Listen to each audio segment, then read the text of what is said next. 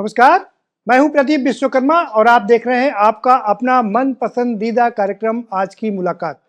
मित्रों, जैसा कि आप जानते हैं, इस कार्यक्रम के जरिए हम आपको रूबरू करवाते हैं किसी खास शख्स से।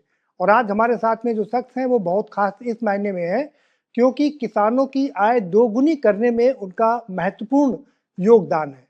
और दूसरी सबसे बड़ी बात यह है कि राजनीति में जो लोग आ रहे हैं वो बहुत कम पढ़े लिखे लोग आ रहे हैं, लेकिन हमारे सामने जो शख्स हैं डबल एमए किया, एलएलबी किया, बीएड किया और पता नहीं क्या क्या एजुकेशन की डिग्रियां हासिल कर ली हैं और उसके बाद राजनीति में आए। बहुत अर्ली एज में 26 साल की उम्र में ही राजनीति में आए और परचम लहरा दिया था। कैबिनेट मंत्री, पशुधन, दुग्ध व्यवसाय एवं राजनीतिक पेंशन के मंत्री धर्मपाल सिंह जी 5 बार के विधायक हैं और एक ही विधानसभा से लगातार 5 बार जीतने का रिकॉर्ड भी आपके नाम से है।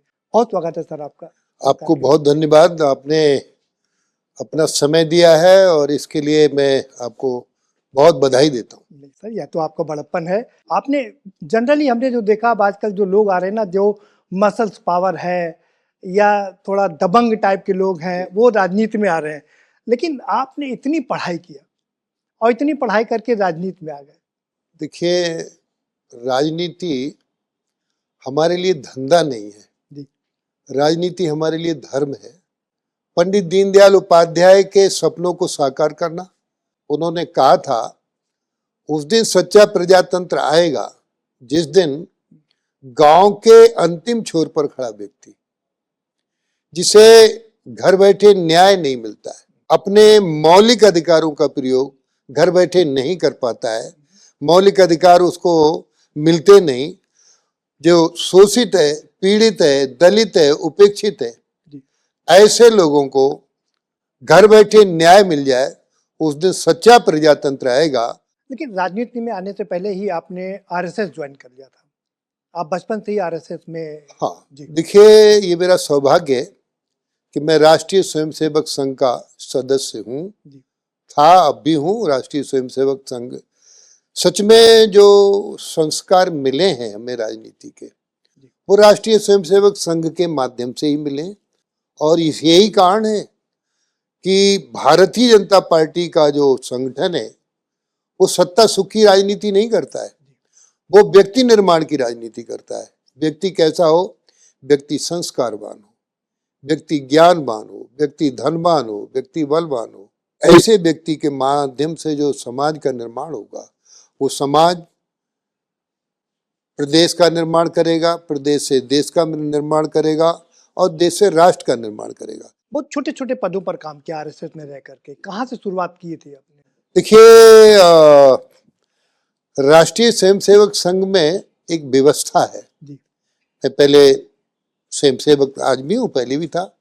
मैं खंड कार्यवाह रहा, तहसील कार्यवाह रहा और तहसील कार्यवाह के बाद ही जो वर्तमान परिवेश वहां बना आंवला विधानसभा का, कुछ हमारे अच्छे लोगों ने तय किया कि आपको समाज का काम, राजनीति का काम भी करना चाहिए संघ के काम के साथ साथ। तो मैं सबसे पहले ब्लॉक प्रमुख बना, जिस मैं खंड का, अलीगंज खंड में आता है वो मझगमा ब्लॉक, उस मझगमा ब्लॉक का मैं पहले मंडल अध्यक्ष बना भारतीय जनता पार्टी का।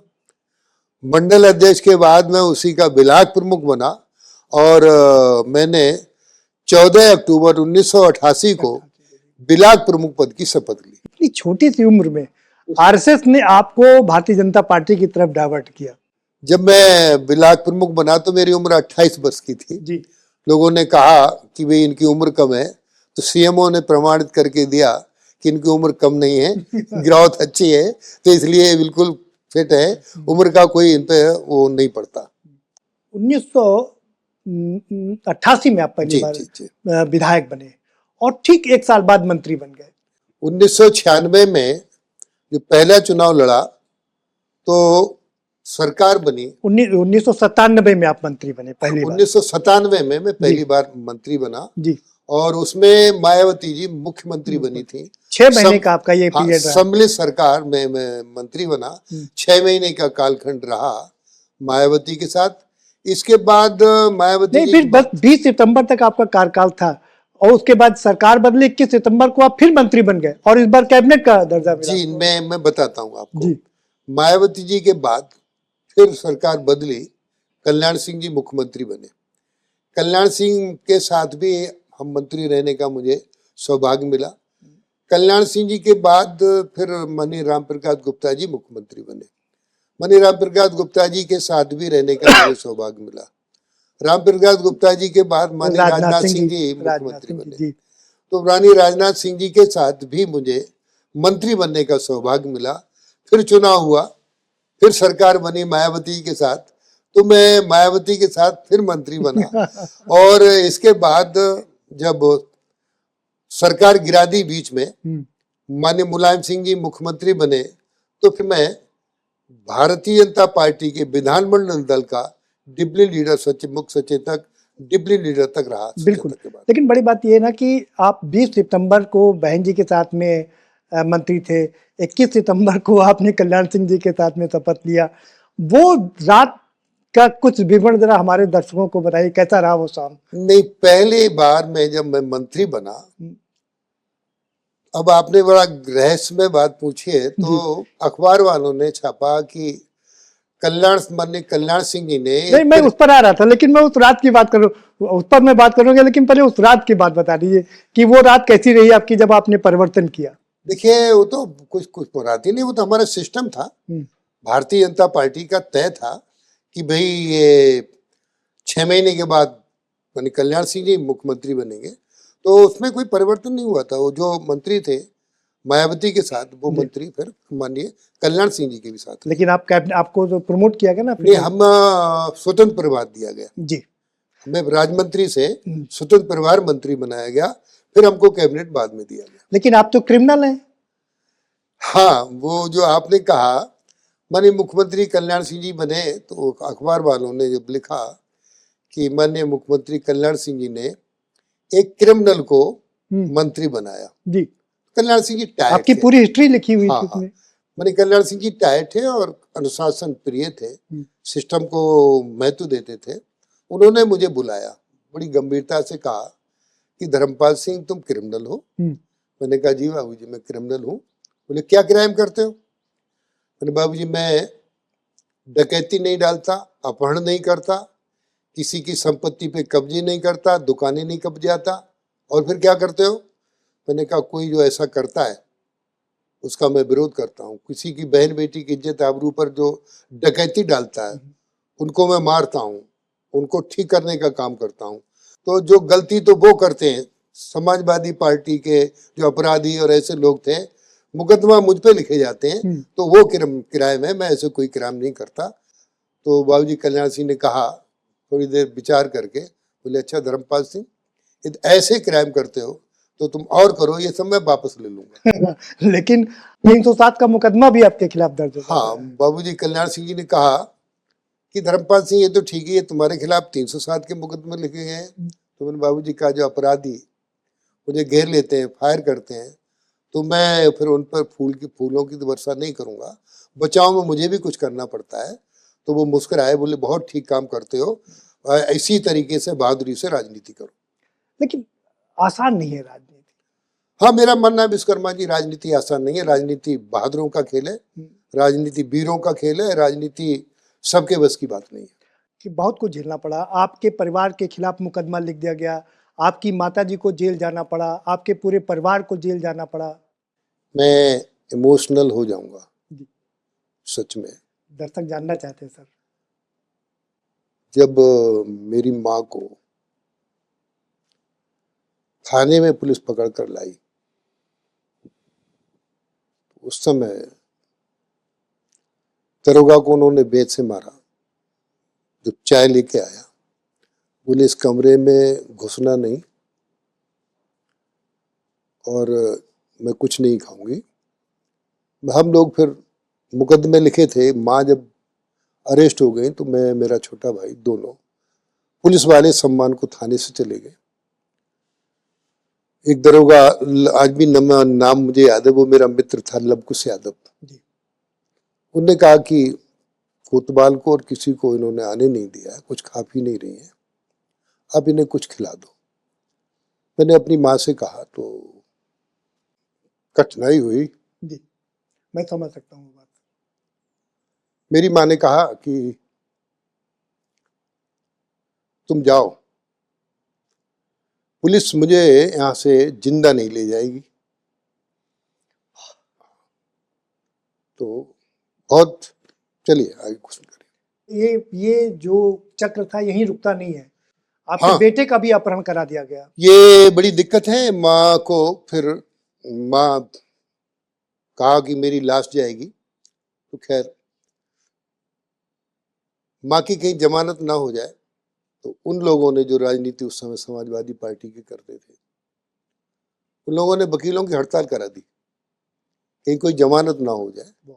फिर कुछ वकीलों ने अपने आप, हम लोग तो भागे हुए थे, कोई जमानत उमानत लेने वाला देने वाला नहीं था, तो अच्छे वकीलों ने स्वयं खड़े होकर जमानत वहीं थाने से ही करा दी, क्योंकि उन्होंने तय कर लिया था कि जेल जाएगा तो मेरा मरा हुआ शरीर जाएगा, जिंदा मैं नहीं जा सकती। तो खैर वो जमानत हो गई।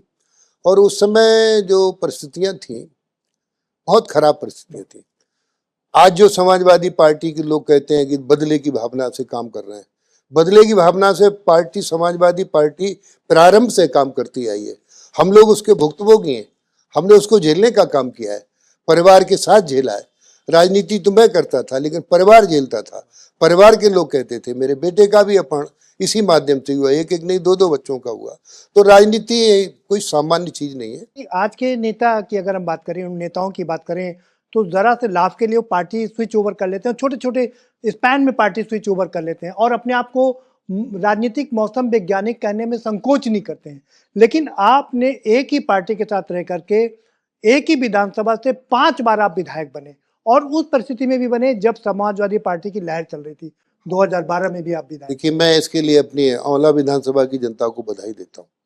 बहुत विपरीत परिस्थितियों में हमेशा समर्थन देने का काम किया है।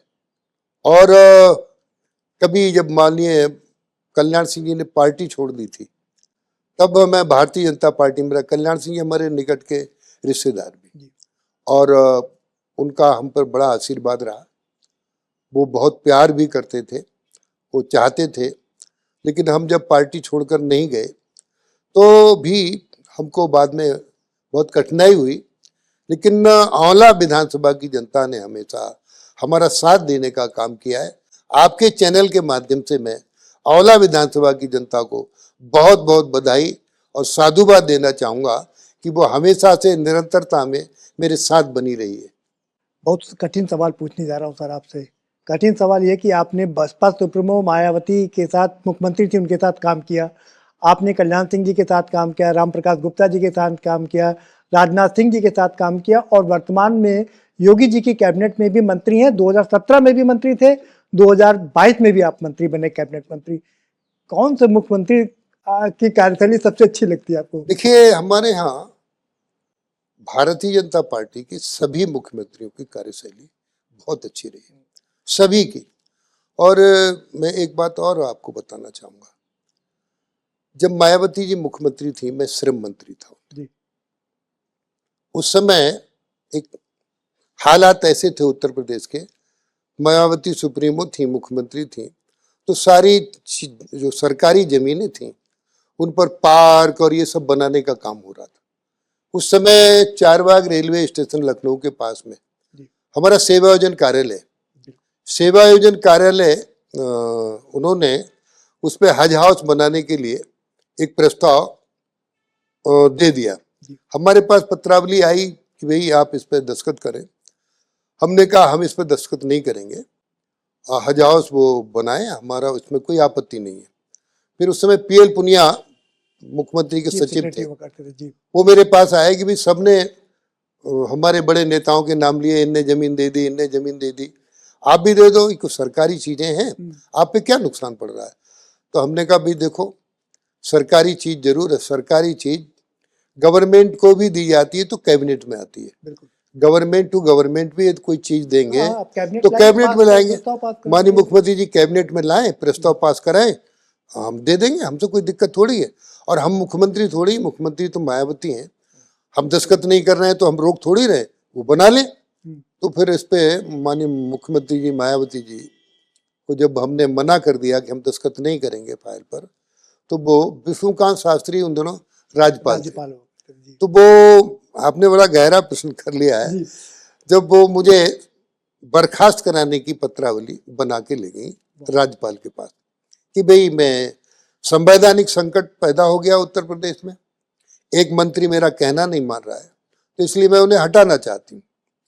वहाँ मैं राज्यपाल ने कहा कि ठीक है, आप हटा सकती हो, आपको अधिकार है मंत्री को हटाने का, लेकिन ये भाजपा कोटे के मंत्री हैं, अब माननीय अडवाणी जी से बात कर लो, वो कहे हम तत्काल हटा देंगे। मेरे पास राजभवन से ही समाचार आया कि भाई आप कुछ ही देर में बर्खास्त हो रहे हो, आप बात कर लो ऊपर। तो हमने कहा भाई देखो, हम कहीं की बात नहीं करेंगे, हम जलती आग में कूदें, हम जानते हैं कि भाई बर्खास्त हो जाएंगे, कम से कम हमारी संपत्ति घर मड़ैया तो बच जाएगी, ताज कॉरिडोर की तरह, और बाकी चीजें जो हम तो अपनी जमीन बेच कर भी उसका पैसा नहीं दे पाएंगे। और उसमें एक और लिखा था, हज हाउस के काम आएगा, इसके बाद 5 स्टार होटल भी बनाने का काम कर लेंगे। तो इसलिए लगा कि भाई ये तो कॉमर्शियल यूज में करेंगी, तो इसलिए मैंने हस्ताक्षर नहीं किए। तो फिर कहा कि प्रमुख सचिव राज्यपाल ने कि आप ऊपर बात कर लो, हम नहीं करेंगे, हमने तो अपने को सुहा करने के लिए अग्नि में कूदने का काम किया है, हम जल जाएंगे तो हमारा बलिदान हो जाएगा, तो इतिहास बनेगा, इसलिए हम नहीं कूदेंगे। फिर वो मायावती जी की हिम्मत माननीय अडवाणी से बात करने की नहीं पड़ी, फिर उन्होंने पत्रावली हमारे पास भेज दी कि हज हाउस कहीं और बना लिया जाएगा। माननीय कल्याण सिंह जब मुख्यमंत्री थे, उन्होंने सत्ता का विकेंद्रीकरण किया। माननीय राजनाथ सिंह जी जब मुख्यमंत्री थे, तब उन्होंने बहुत कुछ करने का काम किया, गरीबों के लिए बड़े निर्णय ऐसे हुए। और इस तरीके से अब माननीय अभी योगी जी ने हमारी जो सिंचाई की बड़ी परियोजनाएं थी, और जो नारायण तिवारी जी के समय से जो परियोजनाएं लंबित थी, मध्य प्रदेश में एक नदी है केन नदी, केन और बेतमा नदी का समझौता नारायण तिवारी के समय से नहीं हो पाया, वो समझौता माननीय योगी आदित्यनाथ जी के समय से हुआ। और इस समय योगी आदित्यनाथ जी का जो समय कालखंड है, कानून व्यवस्था हमारे मुख्यमंत्रियों की पहली भी अच्छी रही, लेकिन अब कानून व्यवस्था पर माननीय नरेंद्र मोदी जी और उत्तर प्रदेश में देश में माननीय योगी जी, दोनों का एक अच्छा स्थान है। उत्तर प्रदेश की कानून व्यवस्था का संज्ञान पूरा देश ले रहा है, और सारे लोग कहते हैं कि भाई योगी जी जैसा शासन हो। आज गांव की जनता भी कहती है कि आज उत्तर प्रदेश में गुंडा राज समाप्त हो गया है, कानून का राज्य है, इसलिए राम राज्य, बुलडोजर राज सब जगह, बुलडोजर राज्य है, और अपराधी जो है थर थर कांप रहा है। ये अंतर है योगी सरकार का। अब हम विभाग की बात कर लेते हैं। दुग्ध उत्पादन एक बहुत बड़ी बात है, देश में नंबर 1 है हम लोग, प्रदेश जो है देश में नंबर 1 है, 16-17% प्रदेश में उत्पादन होता है, पूरे देश में 23% उत्पादन होता है। लेकिन क्या आपको लगता है कि 145 करोड़ लोगों के लिए ये पर्याप्त दूध है, इतना पर्याप्त होता है कि या अभी और कुछ करने की जरूरत है? देश के यशस्वी प्रधानमंत्री माननीय मोदी जी ने कहा किसान की आय दोगुनी हो जी। किसान की आय दोगुनी मात्र खेती से ही नहीं होगी, किसान की दोगुनी आय पशुपालन से भी होगी। खेती और पशु एक दूसरे के पूरक हैं, खेती है तो पशु हैं, और पशु है तो खेती है। और अभी भी जैसे अभी एक भैंस 1.5 लाख 2-2 लाख रुपए की बिकती है, एक गाय अच्छी गाय, उत्तम नस्ल की देसी गाय, साहिवाल है, गिरी है, हरियाणवी है, थारपारकर है, गंगा तीरी है, ये गाय भी साहिवाल गिरी गाय 2-2 लाख रुपए की बिकती हैं। तो इस तरीके से उत्तर प्रदेश की $1 ट्रिलियन इकोनॉमी में पशुपालन विभाग का अहम रोल होगा। और जो आपने जहाँ दूध की बात कही है, वास्तव में भारत दुनिया में नंबर 1 दूध पर, और देश में उत्तर प्रदेश दूध में नंबर 1 है। और आज उत्तर प्रदेश में दूध की बहुत आवश्यकता है। आपने एक बड़ी महत्वपूर्ण बात कही है कि नकली दूध भी बन रहा है। असली दूध, क्योंकि पशुपालन में रुचि किसान की घटी है, किसान दूध जो है पशुपालन ना करके डेयरी से खरीदना चाहता है। और डेयरी में जो आपने अभी जो संभावना व्यक्त की है, डेयरी में बहुत कठिनाई है, नकली दूध की पौवारा है ज्यादातर। तो हम उत्तर प्रदेश में किसान अच्छी नस्ल की गाय पाले जी। तो एक नंद बाबा दुग्ध मिशन है, बिल्कुल। इसमें हम किसान को 2 गायें देते हैं जी। एक गाय पर 40,000 रुपए का अनुदान, 2 गायों पर 80,000 रुपए का अनुदान। इससे किसान की रुचि इसमें बढ़े। दूसरा, नंदिनी कृषक समृद्धि योजना। नंदिनी कृषक समृद्धि योजना में 25 गायों की स्कीम है 64 लाख रुपए की।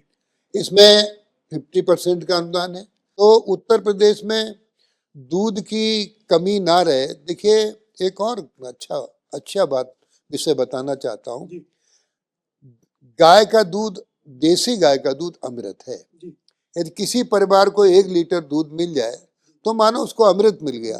तो इसलिए हम अच्छी देसी गाय, अच्छी किस्म की देसी गाय किसान पाले, इसके लिए हम बहुत प्रयास कर रहे हैं। जो गाय 1 लीटर 2 लीटर दूध देती हाँ, ये सबसे बड़ी समस्या है कि जो निम्न नस्ल के पशु हैं वो ज्यादा है, उच्च नस्ल के पशु जो ज्यादा दूध देते हैं उनकी संख्या बहुत कम है। ये देसी गाय जो है कहीं विलुप्त ना हो जाए, ये हम इसकी चिंता कर रहे हैं। देखिए, उत्तर प्रदेश के मुख्यमंत्री योगी आदित्यनाथ जी निराश्रित गौवंश उनकी प्राथमिकता है योगी सरकार की। और इसमें निराश्रित गौवंश किसान क्या करता है, गाय 1 लीटर 2 लीटर दूध देती देसी गाय, जब तक दूध देती है तब तक उसको पालता है, दूध नहीं देती है छोड़ देता है। प्रधानमंत्री नरेंद्र मोदी जी का आपने जिक्र किया, उन्होंने एक और जिक्र किया था अपने चुनावी अभियान के दौरान कि मित्रों, मुझे पता है कि आपको सड़क पर जो आवारा पशु हैं उनसे दिक्कत हो रही है, 10 मार्च के बाद ये पशु आपको सड़क पर नहीं दिखाई देंगे। क्या पशु सड़क पर दिखना बंद हो गए, आवारा पशु? जी, ऐसा है, बिल्कुल सही है जी। देश के यशस्वी प्रधानमंत्री माननीय नरेंद्र मोदी जी ने जो कहा है जी, सच में उन्होंने किया है। दुनिया में कोई ऐसा देश नहीं है जिसे मोबाइल वैन, जैसे अभी तो एम्बुलेंस आदमियों के लिए होती थी, ये बड़ी बात है, ये मैंने पढ़ा, मुझे अच्छा लगा सर। अब ये एम्बुलेंस माननीय मोदी जी ने उत्तर प्रदेश को 520 एम्बुलेंस दी। जी, 1 लाख पशुओं के लिए एम्बुलेंस, ये अपने आप में बहुत बड़ी बात। पशुओं के लिए एम्बुलेंस दिए। उस एम्बुलेंस पर 1962 नंबर आप डायल करेंगे तो 1 घंटे में एक डॉक्टर, एक कंपाउंडर दवाओं सहित आपके दरवाजे पहुंचेगा। माननीय मोदी जी पशुपालन पर, कृषि पर, पशुपालन पर, मत्स्य पालन पर, इन पर ध्यान देने का काम कर रहे हैं। मोदी जी के सपनों का उत्तर प्रदेश बने। उत्तर प्रदेश के मुख्यमंत्री योगी आदित्यनाथ अहरनिश काम करके उसे पूरा करने का काम कर रहे हैं। दूध आज देश में उत्तर प्रदेश नंबर 1 है।